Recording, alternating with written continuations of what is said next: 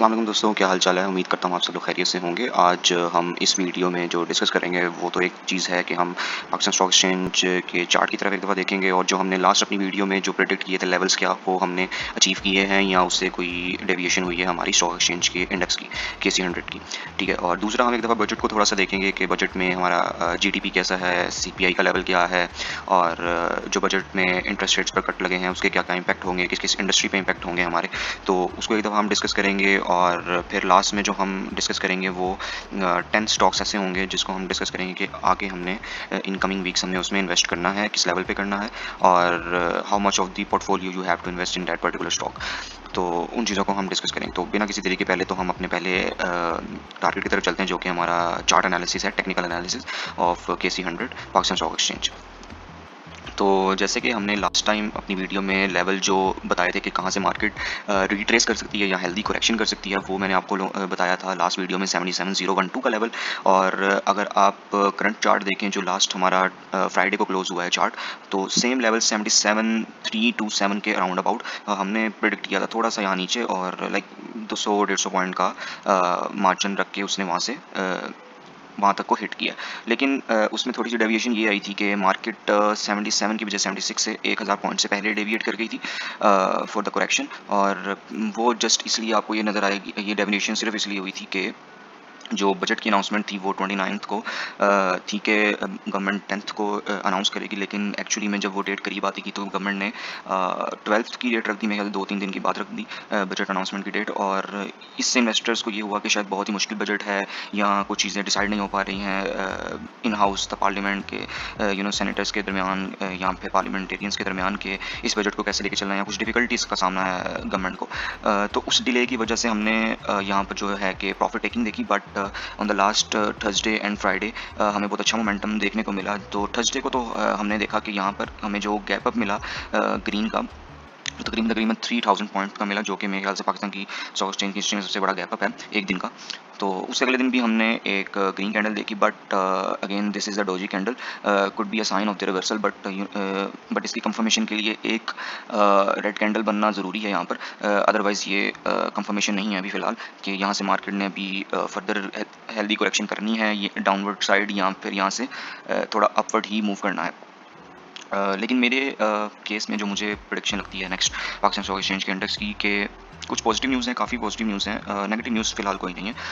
तो बट आपको बड़ी प्रॉफिटिंग देखने को मिली है। तो मुझे लगता है कि जो कि अभी साइडवेज जो चीज़ें चलने वाली हैं उसका जो अगर लेवल मैं आपको बताऊँ तो वो अगेन 78 से या अगर मैं करूँ कि 80,000 तक का जो लेवल है आपका, एक ये लेवल। और जो आपका मैं कहता हूँ कि जो कि सपोर्ट का लेवल है वो आपका 73,285, इसके दरमियान दरमियान चीज़ें मूव होंगी। एक पहला रेजिस्टेंस लेवल ये 80,000 है, दूसरा रेजिस्टेंस लेवल आपका सेम 76 का ही है, और जो पहला सपोर्ट लेवल है वो 74,000 का है और दूसरा सपोर्ट लेवल आपका 73,000 का है। तो इन शॉर्ट, इन समरी, चीज़ें हो सकता है आपको इस वीक थोड़ी सी साइडवेज मूव होती नज़र आएँ, क्योंकि ऑब्वियसली प्रॉफिट टेकिंग देखने को मिल रही है मार्केट में। अगर अगर पाकिस्तान में इस हफ्ते में कोई ऐसी न्यूज़ नहीं आती है, मेजर पंप वाली न्यूज़ नहीं आती है, तो मार्केट को लिक्विडिटी नहीं मिलेगी और मार्केट ऊपर नहीं मूव कर सकती। So in order to move upward again, it has to seek some liquidity which obviously lies down here. तो अब हम अगले पॉइंट की तरफ चलते हैं जो कि है थोड़ी सी बजट डिस्कशन। तो जी, बजट में हमें काफ़ी ड्रास्टिकली चेंज देखने को मिले हैं, जिसमें अगर हम देखें तो जीडीपी जो है हमारा सिग्निफिकेंटली इंक्रीज़ हो चुका है नेगेटिव से पॉजिटिव में। पर कैपिटा इनकम भी अच्छी खासी ग्रो हुई है। और उसके बाद अगर हम देखें तो सीपीआई का डाटा भी बड़ा अच्छा आया, 28 से 26। सीपीआई असल में आपको जो चीज़ शो करवाती है वो करवाती है कि इन्फ्लेशन के क्या हालात हैं पाकिस्तान में। अगर इन्फ्लेशन का परसेंटेज का नंबर ज़्यादा होगा तो इसका मतलब बाइंग पावर लोगों की कम है, और बाइंग पावर अगर कम होगी तो रेदर देन मार्केट में फेंकने की बजाय पैसे सेविंग करना ज़्यादा पसंद करेंगे, जो कि डिपॉजिट्स वगैरह में इन्वेस्ट करेंगे लोग।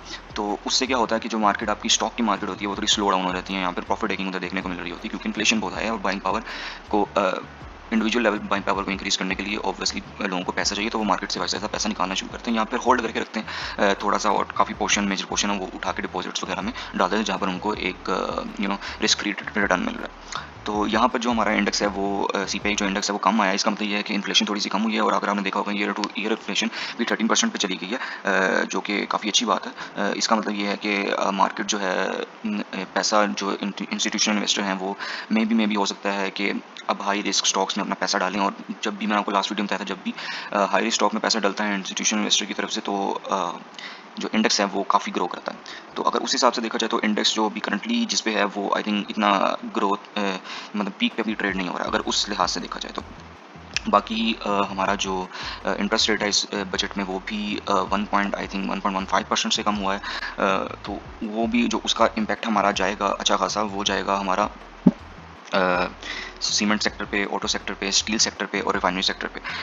फर्दर जो है ऑयल एंड गैस की बजट में सुनने में आया कि ऑयल एंड गैस की जो प्राइसेस हैं वो भी इंक्रीज़ होने वाली हैं, जिससे ऑब्वियसली आपके ऑयल एंड गैस सेक्टर को भी फ़ायदा मिलेगा। फर्दर जो है हमारे जो बजट में है इस साल, वो ऑयल प्राइसेस के ऊपर जो लेवी है वो इंक्रीज़ कर दी गई है, जिससे काफ़ी इकोनॉमिस्ट का मानना है कि पेट्रोल की प्राइसेस बड़ी इंक्रीज़ होने वाली है इन कमिंग मंथ्स, बट इतनी इंक्रीज़ नहीं होगी, बिकॉज अगर हम इंटरनेशनल मार्केट क्रूड ऑयल को देखें तो वो डाउनवर्ड ट्रेंड में है चार्ट उसका, मतलब कि वो पिछले कोई 1-2 महीने से वो डाउनवर्ड ट्रेंड में ही चल रहा है। तो अगर मैं उसको देखूँ और मैं इस लेवी को, इस जो टैक्स लेवी लगी है हुकूमत की जानिब से पेट्रोल प्राइसेस पे, उसको इंक्रीज़ में देखूँ, तो मेरा नहीं ख्याल कोई इतना सडन इम्पैक्ट पड़ेगा, क्योंकि जो मेजर नेट ऑफ वाली चीज़ें, यहाँ से प्राइस इंक्रीज़ होगी, क्रूड ऑयल की प्राइस डिक्रीज़ होगी, तो पाकिस्तान को सस्ता ऑयल वैसे मिल जाएगा, तो वो एक टाइप ऑफ नेट ऑफ चीज़ें हो जाएंगी। मे बी इंक्रीज़ आए लेकिन थोड़ा सा बहुत आए, इतना ज़्यादा फ़र्क नहीं उससे पड़ेगा। उसके बाद जो इस बजट में डेवलपमेंट फ़ंड के लिए भी जो बजट है वो इंक्रीज़ किया गया है, जिससे जो फ़ायदा है वो फिर अगेन सीमेंट सेक्टर और स्टील सेक्टर को होगा, और जो भी चाइना का रिसेंट दौरा हुआ है, अगर उसमें सीपैक में फर्दर कंट्रीब्यूशन या फर्दर पेशरफ हो जाती है चीज़ों की, तो उसमें भी कंस्ट्रक्शन सेक्टर की एक अच्छी खासी ग्रोथ है। और दूसरा ये कि जो हमारी इंटरेस्ट रेट जो हमारा कम हुआ है, उससे भी जो है बैंकिंग सेक्टर थोड़ा सा प्रॉफिट टेकिंग वहाँ पर हो सकती है, लेकिन जो उसकी वजह से जो पॉजिटिव इम्पैक्ट आएगा वो इन्हीं सेक्टर्स पे आएगा, कंस्ट्रक्शन सेक्टर, ऑटोमोबाइल सेक्टर, और जो गवर्नमेंट के इंटरनल लोन्स हैं उधर भी गवर्नमेंट को थोड़ा एक कूल डाउन पीरियड मिलेगा, क्योंकि ऑब्वियसली इंटरेस्ट रेट कम होने से उनकी जो पेमेंट है वो थोड़ी डिक्रीज़ हो जाएंगी।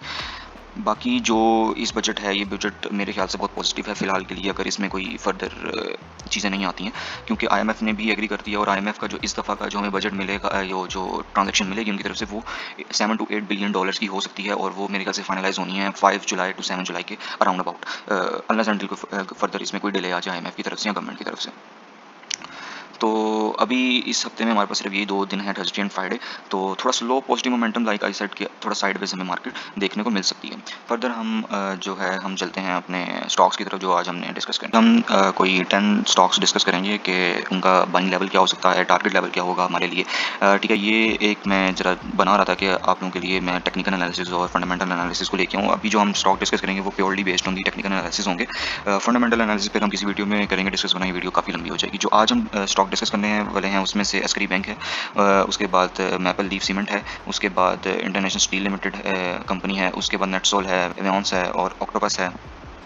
उसके बाद ऑटोमोबाइल सेक्टर में डीएफएमएल है, होंडा एल्टस है, और लोटे केमिकल है केमिकल सेक्टर में, और एक हम जो फर्दर स्टॉक डिस्कस करेंगे वो फार्मा फर्टिलाइजर का होगा। अच्छा जी, पहला हमारा जो स्टॉक है टू डिस्कस वो है एस्करी बैंक लिमिटेड। और अगर एस्करी बैंक लिमिटेड की अगर मैं चार्ट की तरफ देखूँ तो मुझे एक फॉलिंग वेज नज़र आ रही है, जो कि बुलिश मोमेंटम है एक तो, और हमने देखा कि 2 सिग्निफिकेंट कैंडल हमारी, एक ग्रीन कैंडल बनी है, और अच्छा खासा हमें यहाँ पर एक वॉल्यूम देखने को भी मिला है on the Thursday and Friday.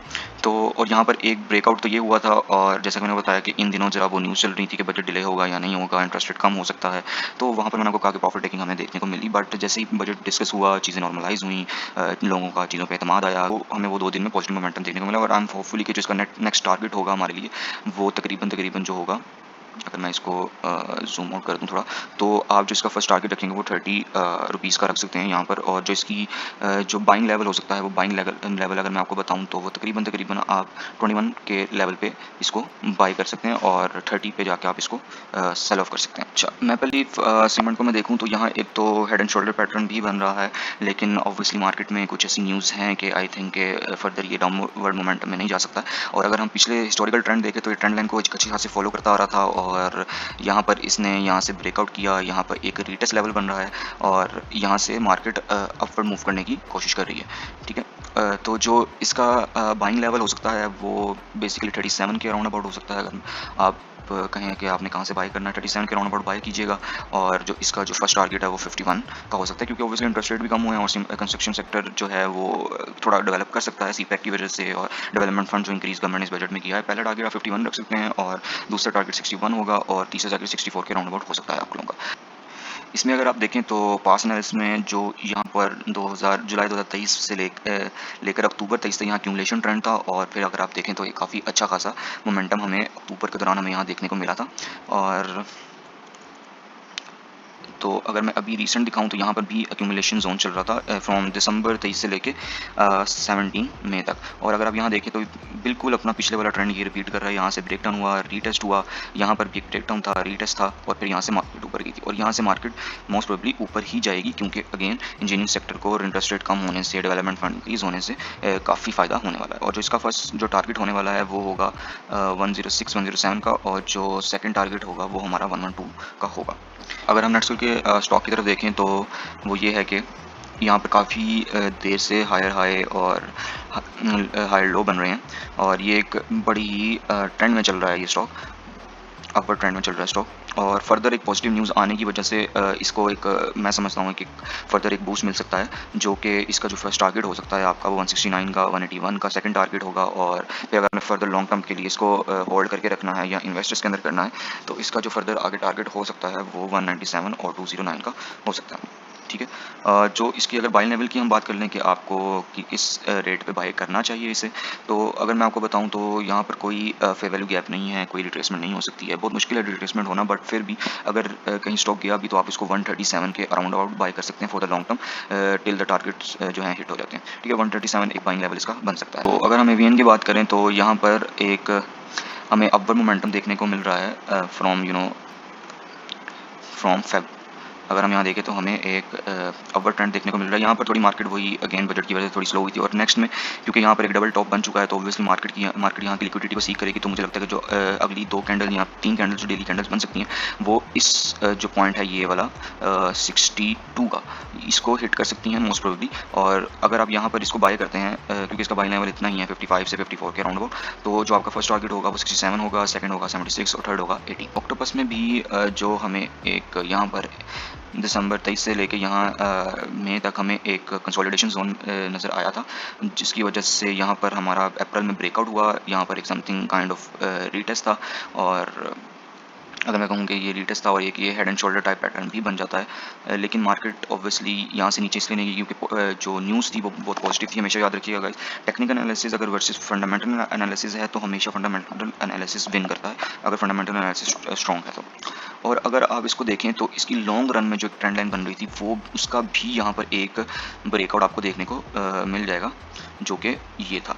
यहाँ पर ब्रेकआउट हुआ, यहाँ पर रीटेस्ट हुआ, और तब से मार्केट जो है अपने ट्रेंड लाइन से ऊपर ही मूव कर रही है। और जिसका अगला टारगेट जो मुझे नज़र आता है वो 104 का टारगेट नज़र आता है। फर्दर जो अगर आप इसको थोड़ा और होल्ड करना चाहें इसके 104 तक के बाद भी लॉन्ग टर्म इन्वेस्टमेंट के लिए, तो वो 122 बनता है और 130 इसका थर्ड टारगेट बनता है। तो अगर आप इसको देखें तो यहाँ पर ये एक तो ट्रेंड लाइन बन तो रही है, लेकिन मोस्ट प्रोबेबली जो है यहाँ पर ये अपना एक हेड एंड शोल्डर पैटर्न भी बना सकता है इन कमिंग डेज। तो अगर यहाँ हेड एंड शोल्डर पैटर्न बनता है और इस ट्रेंड लाइन को ब्रेक होता है तो जो फिर आपका इसका लेवल होगा, आपका जो लेवल होगा वो होगा 26 का, इसका बाइंग लेवल होगा। और अगर मैं इसका आपको टारगेट बताता चलूँ तो इसका टारगेट जो आपका बन सकता है वो बन सकता है, क्योंकि अगर ये मार्केट अच्छी तरह खासी ग्रो कर जाती है तो 80 तो कहीं नहीं गया, 80 आपका एक पॉसिबल टारगेट बन सकता है यहाँ पर। अगर हम ऑर्डर्स के चार्ट को देखें तो ये स्ट्रांगली ट्रेंड लाइन को फॉलो कर रहा है, और यहाँ पर थोड़ी सी रेजिस्टेंस हमें देखने को नज़र आ रही है, और यहाँ पर शॉर्ट टर्म टाइम के लिए हमें एक फॉलिंग वेज देखने को मिल सकता है, काइंड ऑफ लाइक दिस। तो अगर हमें यहाँ पर इस तरह का कुछ देखने को मिलेगा समथिंग लाइक दिस, तो इसका जो ट्रेंड लाइन का ब्रेकआउट होगा वो हमें राउंड अबाउट यहाँ कहीं पे 311 पे यहाँ हो सकता है कि ब्रेकडाउन यहाँ पर हो जाए हमें। तो जो हमारा नेक्स्ट टारगेट होगा वो होगा 481 का, और सेकंड टारगेट होगा 505 का। अगर मैं इसके बाइंग लेवल की बात कर लूँ तो आपके जो बाइंग लेवल बनता है आपका वो तकरीबन आपका बन जाता है 290 का। 290 से आप इसको बाय कर सकते हैं और 480 पे जाके या 505 पे जाके इसको बेच सकते हैं। अगर आप लोटे केमिकल के सेक्टर को देखें तो ये मुसलसल स्टॉक जो है वो 24 से जनवरी इस साल के शुरू से ये अपनी डाउनवर्ड ट्रेंड का शिकार है। और अभी जो आप इसका जो बाइंग लेवल है, मतलब ये आपको बहुत ही सस्ते दामों मिल रहा है डिस्काउंट लेवल पे। इसका बाइंग लेवल यही है जो करंट प्राइस है इसकी, आप इसको यहाँ पर बाय कीजिए। और जिसका फर्स्ट टारगेट बनता है वो 24 है, उसके बाद 26 है, उसके बाद अगर आपने इसको लॉन्ग टर्म के लिए होल्ड करना है तो इसका जो लॉन्ग टर्म का जो आपको टारगेट है वो इसका जो पिछला प्रीवियस स्टॉप है वहाँ तक आप इसको टारगेट लगा सकते हैं 34 का, और 39 का इसका फोर्थ टारगेट हो जाएगा। अगर हम फार्मा फर्टिलाइजर के स्टॉक को देखें तो अभी यहाँ पर एक फॉलिंग वेज पैटर्न बन रहा है शॉर्ट टाइम के लिए। Like this. तो इस अभी जो अगली 2 कैंडल बनेगी वो श्योरली यहाँ पर इसके नीचे क्लोज होंगी, जो कि जो लेवल बनता है 46 के तक क्लोज होंगी या इससे नीचे क्लोज हो सकती हैं अगली 2 से 3 कैंडल डेली टाइम फ्रेम पे। और जो आपका बाइंग लेवल फर्दर हो सकता है, यहाँ तो आप इसको 46 पे बाय कर सकते हैं। यहाँ पे अगर आपने यहाँ से और नीचे स्टॉक ये जाता है तो इसका जो दूसरा बाइंग लेवल बनता है वो 43 बनता है और 41 तीसरा बाइंग लेवल बनता है। अगर आप इसको यहाँ पर खरीदते हैं तो इसका जो फर्स्ट टारगेट है वो आपका 70 रुपीज़ है। तो आज की वीडियो सिर्फ इतनी ही थी। हमने आज डिस्कस किया बजट के ऊपर, KC 100 के स्टॉक के ऊपर, KC 100 के इंडेक्स के ऊपर, चार्ट के ऊपर कि वो फर्दर कैसे मूव कर सकता है। और हमने यहाँ पर 10 स्टॉक भी डिस्कस किए। फिर हमने देखा कि इंटरेस्ट रेट का क्या फर्दर आने वाले दिनों में इम्पैक्ट पड़ सकता है और जो हमारा डेवलपमेंट बजट डिसाइड हुआ उसका क्या इम्पैक्ट होगा हमारे मार्केट पे। उसके बाद हमने देखा कि जो CPI का डाटा है वो कैसे इफेक्ट करेगा। हमने डिफरेंट चीज़ें यहाँ डिस्कस की टेक्निकल एतबार से, जो हमने चार्ट को डिस्कस किया। अगली जो वीडियोज़ होंगी मैं आपको बताऊँगा कि उसमें हमने फंडामेंटली चीज़ों को कैसे लेके चलना है। क्योंकि जो ये आपको अगर शीट नज़र आ रही है तो इसमें अगर हम देखें बीटा के ऊपर, लेटेस्ट डिविडेंड के ऊपर, EPS के ऊपर, P रेशियो को देखते हुए, डेट इक्विटी रेशियो को देखते हुए, ये डिफरेंट चीज़ों को देखते हुए हमने क्या कैसे डिसाइड करना है कि कौन सा स्टॉक इन्वेस्टमेंट के लिए अच्छा है या नहीं अच्छा है, हमें उसमें इन्वेस्ट करना चाहिए नहीं करना चाहिए for the long run. It's not for trading but it's for the investment. तो अगली जो वीडियो होगी वो इंशाल्लाह इस चीज़ों पे होगी कि हम इस डाटा को कैसे रीड कर सकते हैं और कैसे अपने इन्वेस्टमेंट डिसीजंस कर सकते हैं। तब तक के लिए अल्लाह हाफ़िज़।